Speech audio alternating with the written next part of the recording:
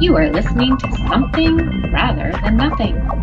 Creator and host, Ken Vellante. Editor and producer, Peter Bauer. And here we are with episode 19 of Something Rather Than Nothing. A great episode, chatting with Ana del Rocio, who's the executive director of Oregon Futures Lab. Just lovely to talk to about philosophy, mothering, politics, language, music, the process of writing, the conditions of writing. It was a great pleasure to chat with Ana. I think you'll really love her answers to some of the big questions. What is art, and especially the big question of why is there something rather than nothing? Without further ado, I hope you really enjoy episode 19 of Something Rather Than Nothing with Ana del Rocio.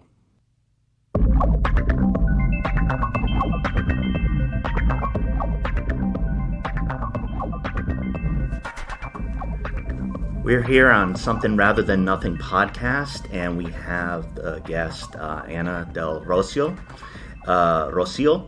And she is the executive director of Oregon Futures Lab, and we're recording here in Portland, Oregon.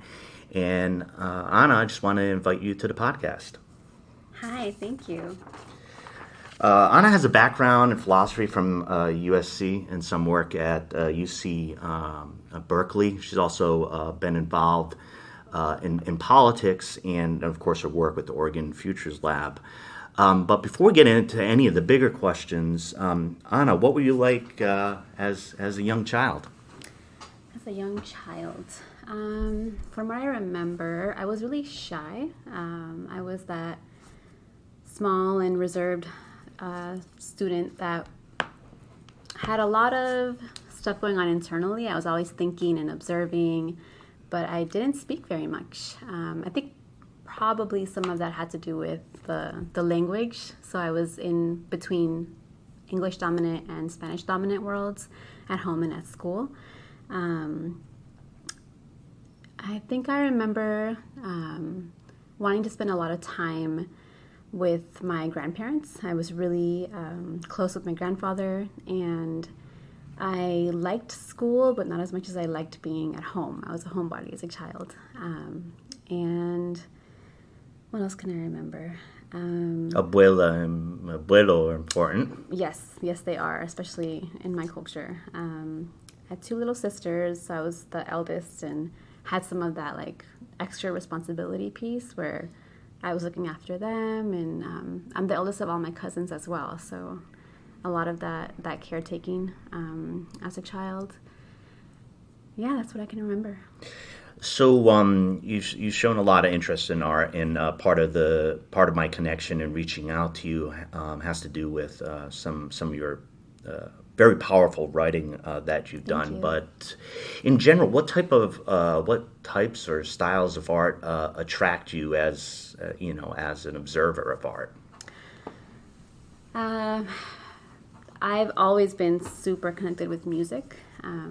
As a young girl, I remember I would just plop down and listen to my grandparents' records over and over and over. Music probably is the art form that I'm most drawn to, and all styles of music. I'm a classically trained flautist. I picked up the flute in middle school. I actually started college as a music major and switched over, but I really am drawn to music, to all instruments, all voice, the process of creating music independently and collaboratively, and performance music as well.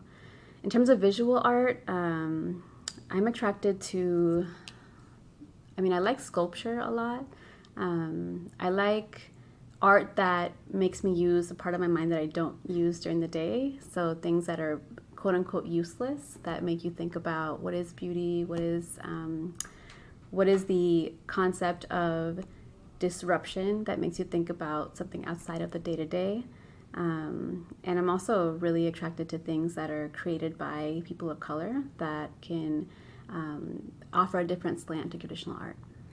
Yeah, so I want to dig in a little bit on the processes. You mentioned that you're a flautist, and also, as I had mentioned, your writing attracted me too. But the power within that for you, can you get into just the basics of what those processes did for you? And by process, I mean the process of producing music and your process of producing words on a page and connecting those as a piece of writing.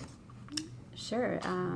The process of becoming a musician or someone who played music was really transformative for me. I picked it up in middle school, and I mean, right off top, doing something that I wasn't immediately good at was awesome. It was great learning for me. I was the kind of student that was just really not challenged enough in a traditional public school setting. So picking up an instrument, I learned about what practice is, right? You have to practice to get better. You have to practice to be able to rehearse with a team or an orchestra. And I really benefited from having to learn to be good at something, first and foremost. After that, the expression piece around it. So I said earlier I was navigating worlds in 2 different languages. But by the time I was in high school, I added a third to that. I went to a French high school. So music was the universal language where I could find a way to express any emotion in a way that any human could understand it. So I really was gravitating to that. And then also the process of making music with other people, whether it was in a chorus or an orchestra or a jazz band, the coming together and the weaving of the different sounds. And, solo music by itself is that interplay between silence and sound, but when you add that to other people's sounds, it's a really beautiful feeling of being in community in a unique way. And it taught me a lot about collaboration and communication with others. And I felt like I was a part that really mattered of a greater whole. Yeah, and there's a big, huge piece I hear in what you're talking about is the connection in language. I mean, if you're talking Spanish, English, French, but also, music as a way of communicating those emotions. Did you feel you had a lot of power in having those languages and having those ways to connect and speak overall? Power. Yes and no. I mean, I think for me, as a young woman of color, I went to high school in San Francisco, which, at that time was rapidly becoming a majority white city. I didn't feel like I had a lot of power in my day-to-day life. And in music, I wouldn't say that the feeling was so much power, but it was definitely an expression, right? A voice that laid the foundation for me then to later be able to build on that as personal power and also collective power. There's like practicing and becoming good at something and rehearsing with people, and then the performance aspect of it too, right? Sure. So performing, and that really brought me out of my shell, right? I was a really shy and timid little girl. Being able to perform as a soloist was a totally different challenge for me, and I had to fail multiple times before I actually felt comfortable doing it, and it set the stage for later on being able to take the stage metaphorically in different ways without having similar anxiety or panic around it. So it was therapeutic for me in a lot of ways. It was skill building, but also very therapeutic on an emotional side as well. So what about your writing process? My writing process. My writing really came about, I think, as a necessary outlet. I'm a mother of 2 very small children, and when you're a mother and a single mother especially, you have this experience where you're sometimes, I live by myself, so I'm sometimes like captive in my own home, right? I can't really leave when my kids are sleeping. I can't really leave easily, especially when they were babies. So when I wanted to do art, I couldn't play music because I would wake them up, or I had my neighbors in my apartment complex, I would wake them up. So what could I do that was artistic, that was also silent and didn't require me to leave the house, right? It was writing. And I would write to journal out some of the things that was happening in my day and try to make sense around what is this life of mothering, but also analyzing and adding some understanding to what was a whole different world that no schooling or no formal education could have ever prepared me for.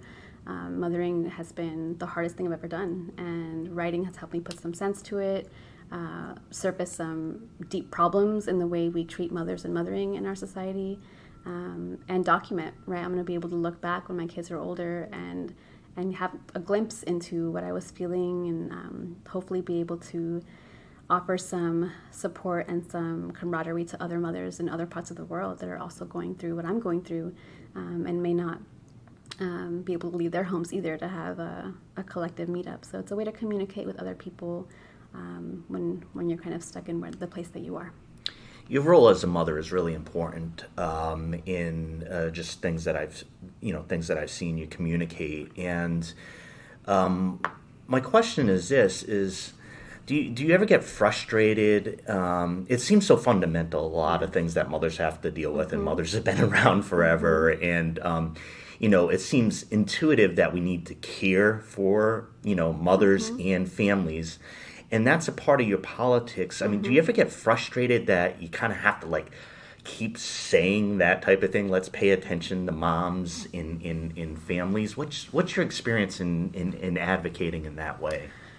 I'm an advocate in my day-to-day life. I don't get tired of it or frustrated necessarily. I think I understand that the process through which you bring about change is by that constant repetition, right? That organizing requires some level of being comfortable with saying the same or similar things over and over to people wherever they are, meeting them where they are.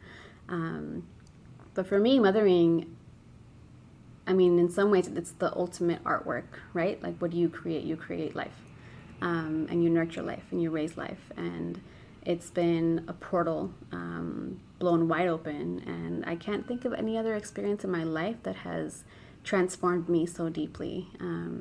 So I talk about it a lot, and I had children at an interesting time, right? I have friends in two different groups. I have friends that are around my age but don't have kids yet, or I have friends that are a lot older than me and have kids. So in some ways, I'm either preparing my peers who don't have kids yet and helping them understand what it's going to be like, and in other ways, I'm helping the friends that are that have kids that are around my age that are older than me have a connection to younger lifestyles and having fun, and not feeling like you have to retire because you have kids. So I'm in between these two worlds. But I definitely, I think it's important that I have a responsibility too, because I'm raising two boys, or children that currently identify as boys, and I know that it's my job to raise them to be anti-patriarchal, to raise them to understand and practice feminism.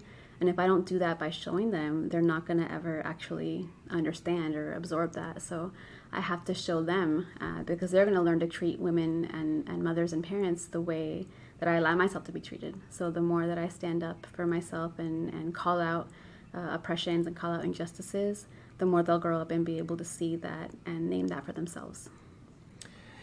Thank you.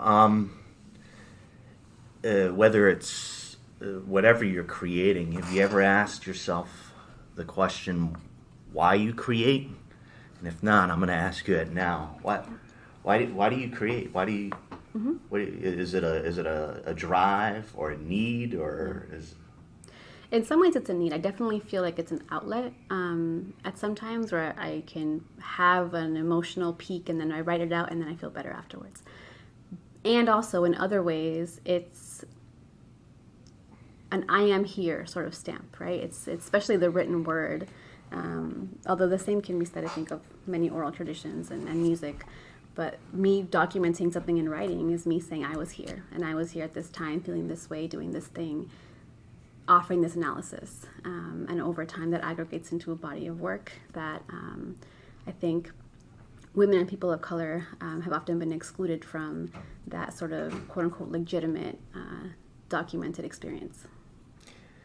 You've studied philosophy at the university level. Right. I've studied philosophy at the university level. It's a great love of mine. What was that experience? What was that experience like for you? Yeah, I mean, how did you? I mean, most philosophers kind of just trip into it. They're like, I'm really interested in all these questions. Trip into it. What was your experience studying philosophy? So my degree's in philosophy with an emphasis in ethics, law, and value theory from USC. And really, I think I started college when I was 16 years old. in some ways I was really not ready, and I was having a really hard time picking a major. I was just really indecisive and wanted to study everything and nothing at the same time.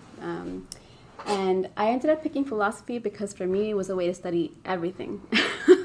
And you can apply philosophical thinking, or you can apply philosophical analysis to everything. And I could be in a classroom and think about music or physics or literature and apply a philosophical lens to it. So it really fed my need to be multidisciplinary.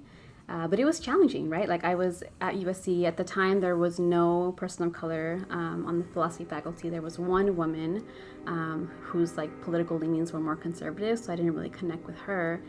So I was isolated even more intensely. USC as a whole was not very welcoming for a low-income young woman of color like me. It's known as the University of Spoiled Children. But then you go into the philosophy department and it's even more elitist and homogenous. But I really learned how to tackle a piece of really dense literature or dense writing. And that's been one of the biggest payoffs for me, is being able to then read pretty much anything and understand how to navigate my way through it. And really being able to call out bullshit. Like, that's been one of the biggest things for me in philosophy, is being able to look at an argument, look at an idea and say, well, that's false, that's a fallacy, that doesn't make any sense. And it's been so useful for me because I can meet people intellectually and offer something that's valid, that's reasonable. And I sometimes think about this idea, or this stereotype, right, of Latinas especially, as being quote unquote hot-headed or being emotional. And I can be that, and that's valid, and that's okay. And I can also challenge any kind of argument you put before me. So in a lot of ways, it was setting myself up to break stereotypes, even though I didn't realize it at the time. Yeah, a lot of your points as far as the discipline of philosophy and how it applies, I've really looked at it the same way. I didn't, follow an academic route per se, but it is a special weapon. It definitely is. It's a skill. And that's a huge attraction of it for me, and the applicability to realms of politics, interpersonal dealings, absolutely, calling out bullshit. Maybe that's like the tagline for philosophy. I have a degree in being able to call out bullshit. Yeah, that's my master's degree. And it did very much feel like this infiltration process, right? Like, I was salting the philosophy department. Like, I really was going in there and be like, well, you're racist and you're like totally promoting views that are not inclusive. And in many other spheres of my life that I've gone into, where I've been the only, quote unquote, the only person in the room, whether it's the only woman or woman of color or both, I think that it's been setting me up to be comfortable with being the odd one out. That's a huge problem in academics, of course, and it's a particular problem that I found in philosophy itself. And I think when I was chatting with you about the concepts of popular philosophy and bringing it to the people and discussing these larger questions, I think many people kind of have false apprehension of what the discipline is, and that the thinkers that are part of the canon actually don't correspond to large segments of people. That impacts the connection of the discipline and the misunderstandings that arise from that. I think there's a lot of fear that stems from just confusion and not really knowing what philosophy is as a discipline, or being able to name where philosophy exists outside of a department within a university, right? Like, I find philosophy every day in my life in different art forms, in conversations. It exists everywhere, and everyone has some kind of ability in them to be philosophical. But without having that language to go with it, people can feel like it's not for them. So, while we're talking about theoretical philosophy, I got a big question. We started to talk about what art is. We're using that term. What is art? Do you have a definition of art? What is art? I don't have a definition per se. I, in some ways, think about art through a capitalistic lens, right, or an economic analysis lens, where art is something that's not productive, right, that doesn't actually fulfill productive or reproductive labor functions in society. So it's something that's expressive. Where does art fit in the system, right? I think it's very, what's the word I'm looking for? Subversive, right? Because if you're creating and it's not something that you're being, you can be paid to do it, but if you're creating and it's not adding quote unquote like productive value to society, then you're saying like being human, being alive, having a thriving existence to me is more than just my paid labor that upholds the system. But I can also write a poem, right? The whole bread and roses thing really speaks to me that as humans we have a right to not just have our material needs met, but also our spiritual and emotional needs met. And right now the system of capitalism doesn't provide for both. So art is a way to reclaim power, reclaim space, and say, I get to say what I'm going to do. And it's not dictated by bosses or by the owning class. Yeah, and I found that, that both philosophy itself and art, the major problem you brought up from the beginning of how does it fit in, right? What is its value? Can it be monetized? And I think that's a fundamental problem with philosophy, and it should be a problem with it because it's questioning, and those questions can be threatening. And art within the capitalist society, I think, has to take a role, and I definitely see it in terms of where of what you're talking about. By its very nature, can be subversive, because if a piece of art doesn't have a value or hasn't been valued, hasn't been marketed or shown to be able to be exchanged, then what is it? And I think both the discipline in art itself kind of seem to fit into that realm of like, can this be monetized? What is its value? When you say what was your particular reaction to when you told people you studied philosophy, right? My reaction to their reaction, or just how people reacted to you when you went to say, "Hey, what are you doing? What are you doing? What are you studying?" You're like, "I'm studying philosophy." There was a lot of disbelief. Like, wait, what do you mean? Like, no, actually, my degree is in philosophy. Like, people thought that I was. I mean, I'll own also, I have some internalized elitism around it too, because I would say, I didn't major in psych or poli-sci. Like, my degree's in philosophy. Like, I had this kind of internalized view that having a hardcore humanities degree was somehow better, or that I worked harder for it, which was totally not like the case. But I thought that because it was rare for people to have philosophy degrees, and even now, like, universities are closing down their philosophy departments because it was rare, it was more valuable. And that's not necessarily true, right? Anyone who makes it through college can add whatever value they want to that experience and to that degree. But I definitely felt people were questioning whether I was telling the truth, and they were sometimes impressed, and they're being impressed was insulting, right? Because in one ways, it was an admission that when they looked at me or when they had experiences interacting with me, that they didn't believe that I had credentials like that. So I don't often like talking about it very much, because it also gives people a perception that whether it's positive or negative, I'd rather them just judge me based on their interactions and experiences with me, based on what they think is on my resume or what they know is on my resume. But it's, I don't regret it. It was hard, but I've gotten a lot of value from it, and not just in terms of like bragging rights, if any, but just being able to defend myself in many forms.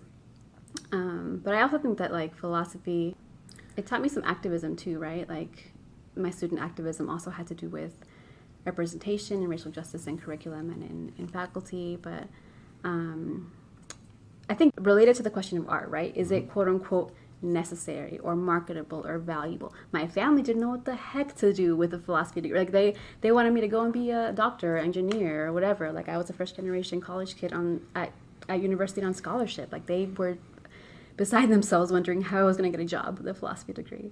And I totally understand that, right? Like, for some people who are in that world of having to survive materially, it can seem like it's a waste or just, nonsensical to have a degree like philosophy, and like art, I think it's a reclamation of space and time and power, but it also it can and does serve a purpose in our current capitalist system, in that it boosts morale, right? If people have something to look forward to in their lives that's artistic, that's creative, it's a reason to stay alive. Like that really, the therapeutic part of music for me, for example, when I was in middle school and high school, it definitely had a mental health benefit, a really positive one, where I felt like there was one thing in my life that I could do, that I could practice by myself and with other people, that I looked forward to. And I didn't look forward to anything else in the rest of my day, right? So it was something that I could look for my own sustainability, and that is productive in our society. I found that for music, it's always really intrigued me that a lot of people wouldn't, say that they struggle with any mental health issues or stress or anxiety, will talk about the songs that saved them or the albums that saved them. And just talking about how folks will speak with strong statements around music or songs that help them get through those times, that save them, that power, both listening to and participating in it that way, and also producing to them, that the process itself had such a power of therapy. I've had a lot of discussions with different type of artists during the course of this podcast, and I remember even particularly early on with the early episodes, how prevalent that was in talking about trauma and talking about what this process was to help folks, to help humans get through things, in art's place in that. I want to go back to just if you could say a little bit more about in your discussion about art within the capitalist system, and where it stands, and what its value is.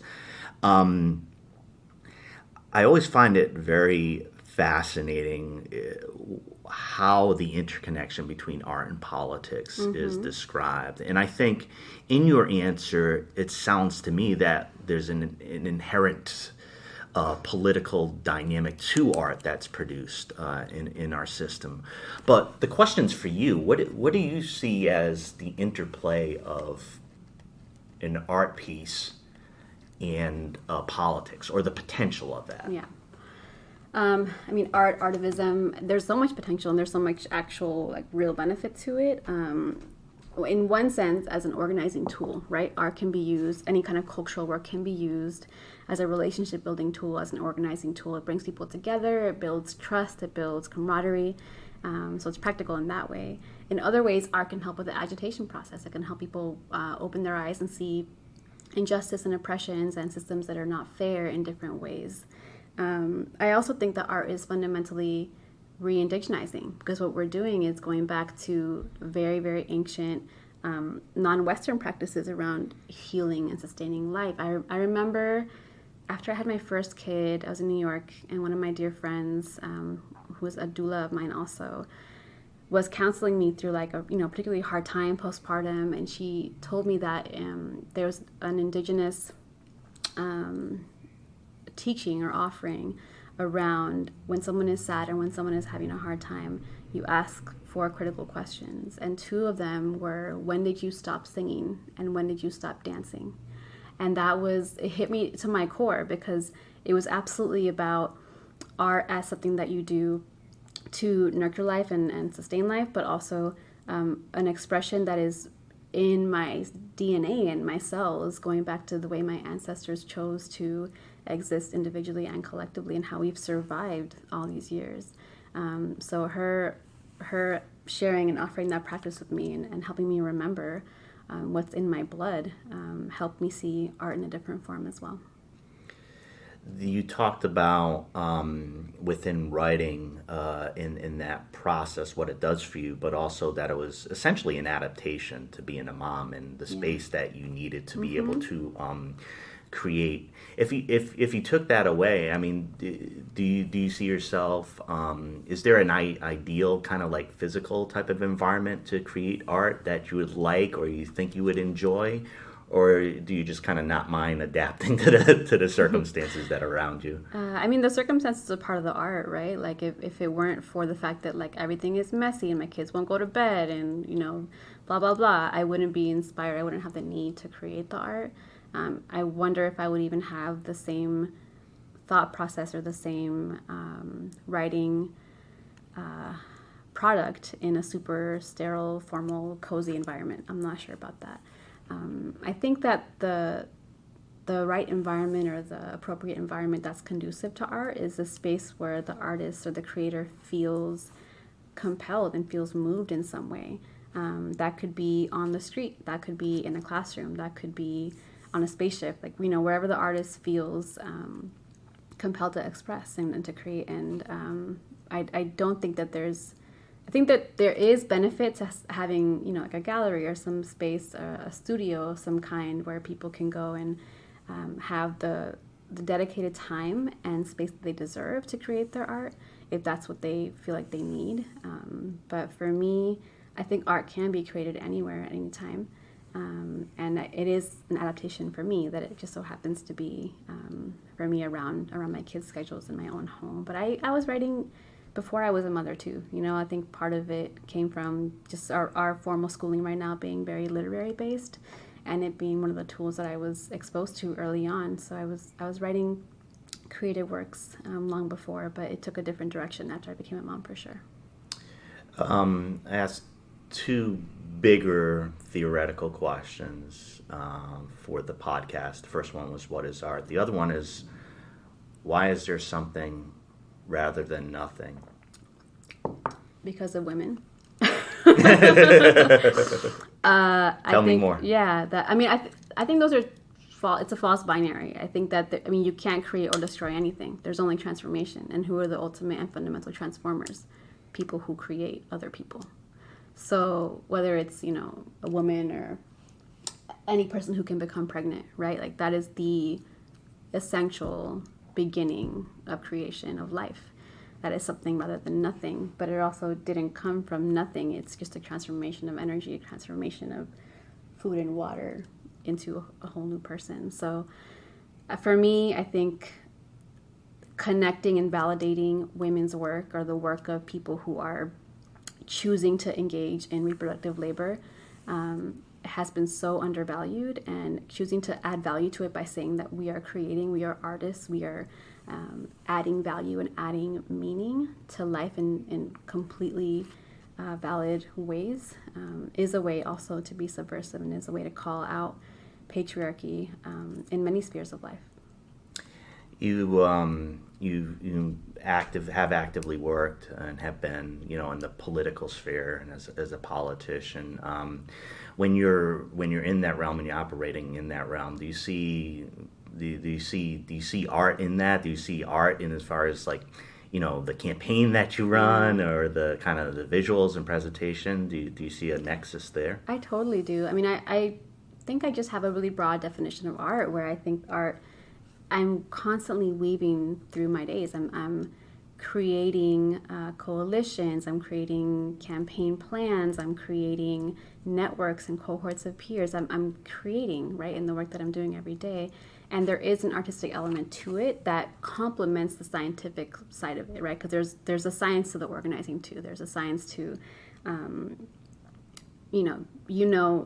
data and the structure more or less that you're working with for organizing and for nonprofit administration, but there's also your own personal flair to it, and what you're seeing, that's for me is very intuitive based, right? And that's why I'm saying it's very fundamentally feminist to me, and it's re-indigenizing in that way, because I'm using my distinctively non-cognitive self in creating, that I've been more closely connected to since I've become a mother, or that quote-unquote gut that I'm trusting, that intuition is not as easily described, but it's very valid. It's a way of knowing, right? You have to think about epistemology.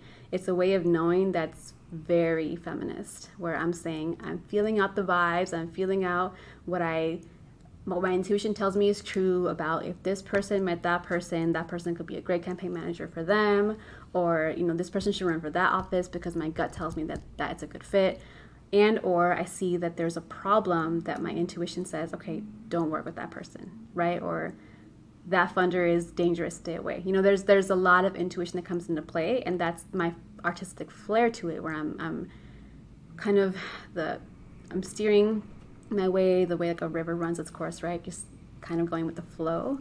That's a balance of the art and the science around it. Yeah, when you had mentioned about some of your experience in connection to a doula with the birthing process, I've had with my kids, 2 out of 3 were home births, and having a doula, I was immediately thinking about like the art, like the spiritual, creative aspect of the birth. One of the most beautiful descriptions that I've ever heard about giving birth is that it's like going to that threshold between life and death and crossing over and bringing back life. And that to me connects to the question you asked earlier about what is art, what is something rather than nothing. And for me, the something, nothing, creating, not creating is very much life and death correlated, right? What is and what is not.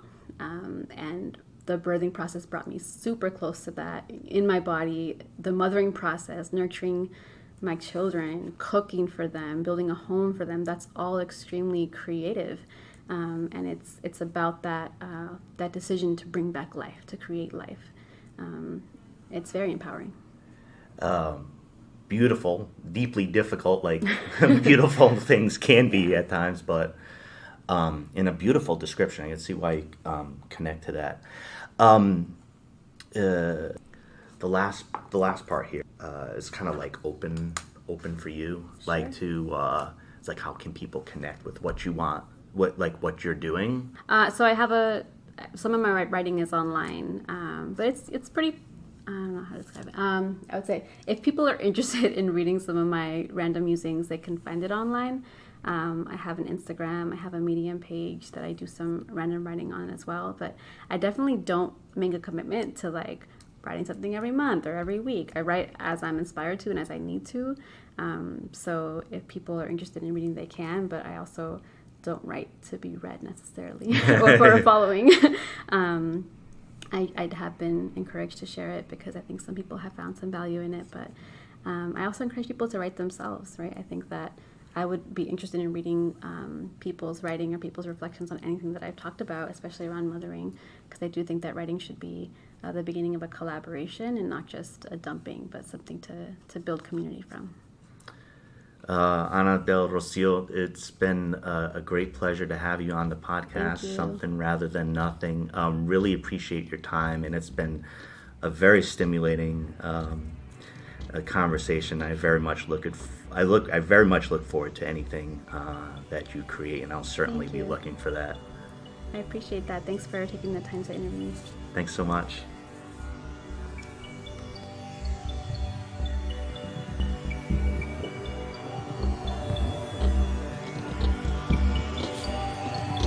You are listening to Something Rather Than Nothing.